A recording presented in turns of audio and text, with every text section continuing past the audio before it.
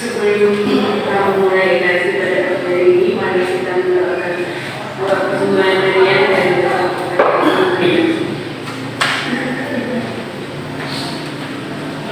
nama Bapa dan Putra dan Roh Kudus.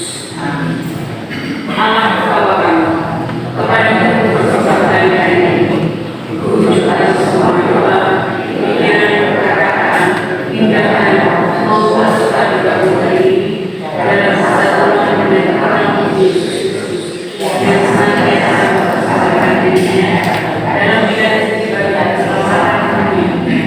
Kiranya Yesus yang jiwa Yesus juga menjadi pemimpin dan kekuatan hari ini, sehingga aku siap-siap dari saksi sama-sama dari Yesus dan juga gereja.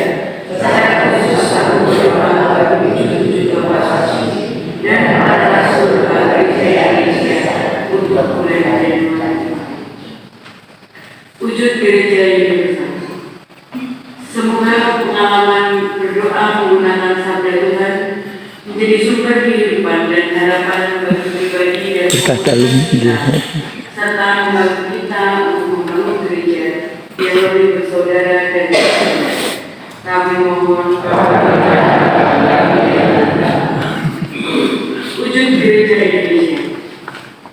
Semoga gereja, masyarakat dan aparat keamanan dapat bersatu padu mencegah dan memberantas penipuan serta kejahatan darinya dengan memberikan edukasi dan pendampingan bagi para korban.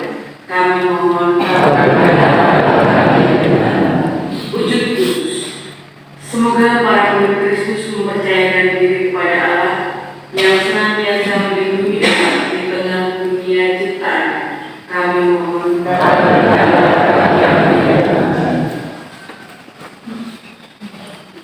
yang sekali. Allah Bapa yang Maha Kasih, kami berdoa kepadamu melalui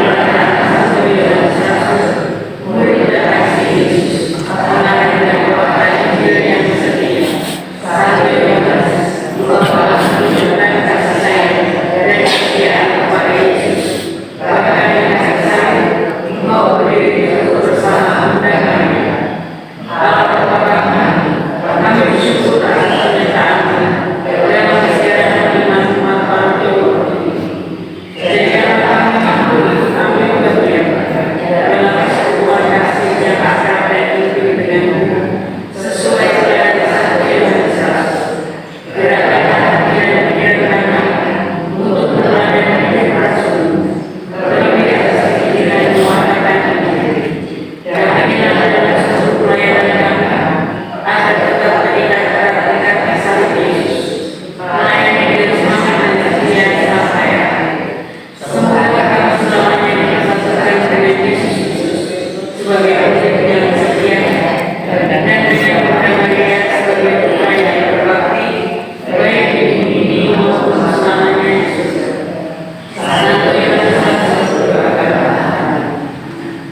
Salam Maria yang berkah serta terkasih juga Maria yang wanita dan terpujilah buat Yesus. Santa Maria Bunda Allah, doakanlah kami yang berdosa ini secara dalam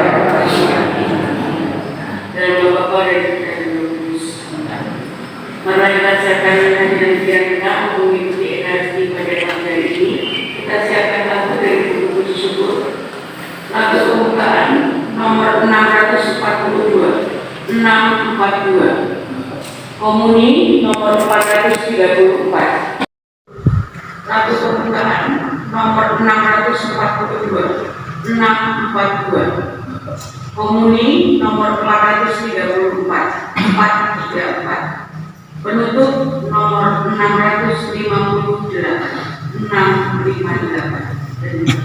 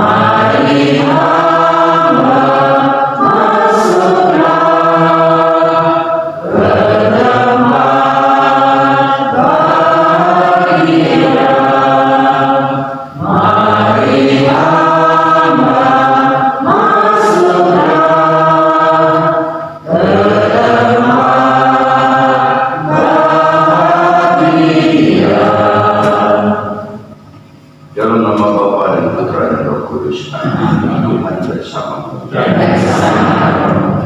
Bapak Ibu Saudara sekalian, para suster, selamat pagi berkah. Tadi di gereja merayakan peringatan wajib Santo Yohanes Bosco, imam dan pendidik yang mendedikasikan hidupnya untuk mendampingi orang-orang muda.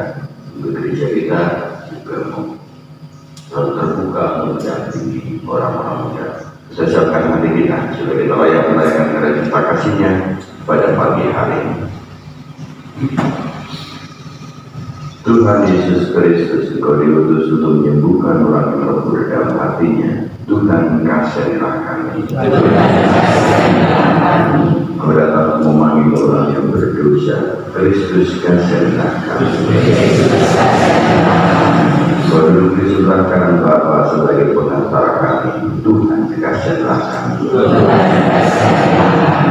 Semoga Allah yang Maha Kuasa mengasihi kita, mengampuni dosa kita, dan mengantar kita ke hidup yang kekal. Amin. Marilah kita berdoa.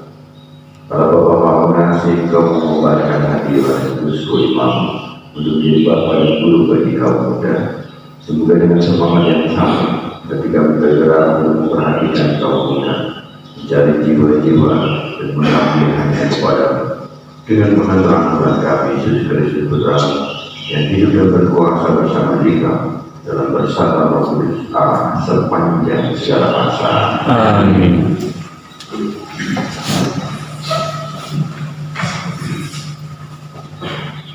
Bacaan dari kitab kedua Samuel. Pada waktu itu Daud melakukan yang jahat di hadapan Allah. Ia mengambil istri Uria menjadi istrinya. Maka Tuhan mengutus Nathan kepada Daud. Nathan datang kepada Daud dan berkata kepadanya, ada dua orang dalam suatu kota, yang seorang kaya, yang lain miskin. Si kaya mempunyai sangat banyak kambing domba dan lembu sapi. Si miskin tidak mempunyai apa-apa selain seekor anak domba betina yang masih kecil yang dibeli dan dipelihara. Anak domba itu menjadi besar bersama dengan anak-anak yang miskin, makan dari suapannya, minum dari cawannya, dan tidur di pangkuannya. Seperti seorang anak perempuan baginya. Pada suatu hari, orang kaya itu mendapat tamu. Ia merasa sayang mengambil seekor dari kambing domba atau lembunya untuk dimasak bagi pengembara yang datang kepadanya. Maka ia mengambil anak domba betina kepunyaan si miskin itu dan memasaknya bagi orang yang datang kepadanya. Lalu Daud menjadi sangat marah karena orang itu, dan ia berkata kepada Nathan, demi Tuhan yang hidup, orang yang melakukan itu harus dihukum mati. Anak domba betina itu harus dibayar gajinya 4 kali lipat, karena orang yang melakukan hal itu tidak kenal belas kasihan. Kemudian berkata Nathan kepada Daud, engkaulah orang itu. Beginilah sabda Tuhan Allah Israel, pedang tidak akan menyingkir dari keturunanmu sampai selamanya. Karena engkau telah menghina aku dan mengambil istri Uria orang Heti itu untuk menjadi istri. Beginilah sabda Tuhan. Malapetaka yang datang dari kaum keluargamu sendiri akan kutimpakan ke atasmu. Aku akan mengambil istri-istrimu di depan matamu dan memberikannya kepada orang lain. Dan orang itu akan tidur dengan istrimu di siang hari. Engkau telah melakukannya secara tersembunyi, tetapi aku akan melakukan hal itu di depan seluruh Israel secara terang-terangan. Lalu berkatalah Daud kepada Nathan, aku sudah berdosa kepada Tuhan. Dan Nathan berkata kepada Daud, Tuhan telah menjauhkan dosamu itu, engkau tidak akan mati. Walaupun demikian, pastilah anak yang lahir bagimu itu akan mati, karena dengan perbuatan itu engkau sangat menista Tuhan.